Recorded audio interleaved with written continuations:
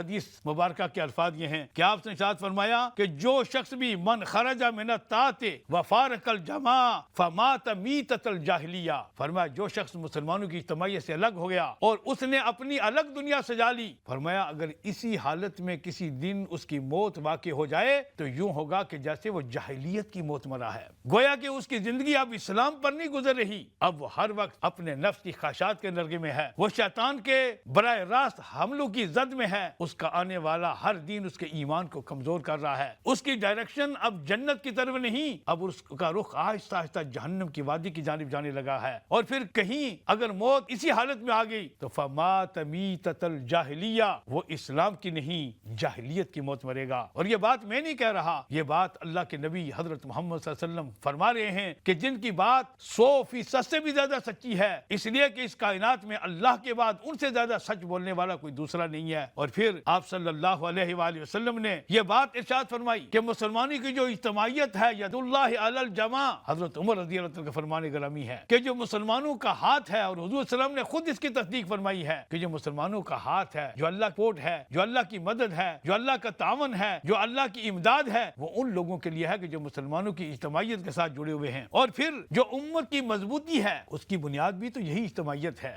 نبی کریم صلی اللہ علیہ وآلہ وسلم نے جو قرآن ہمیں لا کر اللہ کی جانب سے دیا، اس کی سورہ صف کی آیات مبارکہ سنیے، اللہ کن سے پیار کرتے ہیں؟ بکھرے ہوئے لوگوں سے، جو گروہ در گروہ بٹے ہوئے ہیں ان سے، جو مسلمانوں کو تفرقوں میں بانٹ کر ان کی اجتماعیت کا شیرازہ بکھیرے ان سے اللہ محبت کرتا ہے؟ نہیں، اللہ ان سے نفرت کرتا ہے۔ اللہ محبت کن لوگوں سے کرتا ہے؟ ان اللہ یحب الذین یقاتلون فی سبیلہ صفا کانہم بنیان مرصوص، اللہ ان لوگوں سے پیار کرتا ہے جو اس کی راہ میں اس طرح صف بنا کر جد و جہد کرتے ہیں کہ جیسے سیسا پلائی ہوئی دیوار ہیں۔ اللہ اس مضبوطی کو کیوں بیان فرما رہے ہیں کہ صف کے اندر جس طرح لوگ کھڑے ہو جاتے ہیں، اپنے کندھے کے ساتھ کندھا ملا کر، اپنے دل کے ساتھ دل ملا کر، اپنی سوچ کے ساتھ اپنی سوچ ملا کر، اپنے نسبین کو اپنے سامنے رکھ کر جب وہ اللہ کے سامنے کھڑے ہوتے ہیں تو اللہ عز و جل فرماتا ہے کہ ان کی صفیں یوں ہیں کہ جیسے فرشتوں کی صفیں ہیں، ان کے الفاظ وہ الفاظ بن جاتے ہیں کہ وہ الفاظ اپنی زبان سے نکالتے ہیں تو اللہ کے نورانی فرشتے ان کی دعاؤں پر آمین کہتے ہیں۔ اس کی بنیادی وجہ کیا ہے کہ وہ مسلمانوں کی اجتماعیت سے جڑے ہوئے ہیں، اور رسول اکرم صلی اللہ علیہ وآلہ وسلم کے من جملہ کارنامہ ہائے میں سب سے زیادہ بڑا کارنامہ یہ ہے کہ آپ صلی اللہ علیہ وآلہ وسلم نے اس قبائلی نظام میں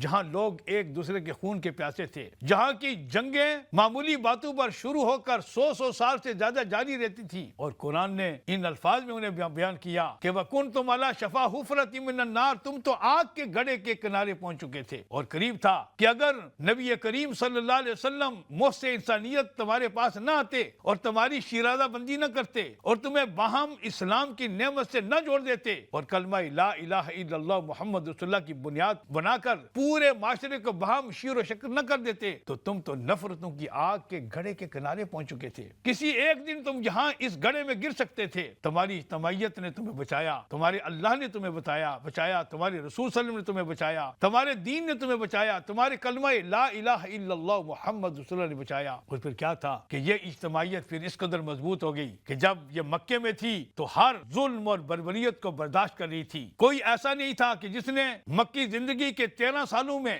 دن و رات مارے کھانے کے بعد کسی ایک دن کہہ دیا ہو میرا مسلمانوں کی اجتماعیت کے ساتھ کیا تعلق۔ لیکن پھر کیا ہوا، یہی اجتماعیت جب مکے سے مدینہ تشریف لے گئی تو ہر آنے والا دن اس کو مضبوط کر رہا تھا، ہر آنے والے دن وہ نبی کریم صلی اللہ علیہ وسلم کی اقتداء میں اپنے آپ کو اس قدر مستحکم کر رہے تھے کہ کبھی بدر میں، کبھی احد میں، کبھی خندق میں، کبھی غزوہ احزاب میں، کبھی صلح حدیبیہ میں، اور بالآخر فتح مکہ پر اس اجتماعیت کا ایک ایسا جوبن تھا کہ دنیا نے دیکھ لیا کہ جاء الحق وزہق الباطل ان الباطل کان زہوقا، حق آ گیا اور باطل مٹ گیا۔ یہ کس چیز کی برکت تھی؟ یہ اس اجتماعیت کی برکت تھی کہ ایک امام الانبیاء صلی اللہ علیہ وآلہ وسلم کے پیچھے لوگ اپنا سب کچھ قربان کرنے کے لیے تیار ہو جاتے تھے۔ مزید اسلامی ویڈیو دیکھنے کے لیے ہمارے چینل کو لائک اور سبسکرائب کرنا مت بھولیے گا۔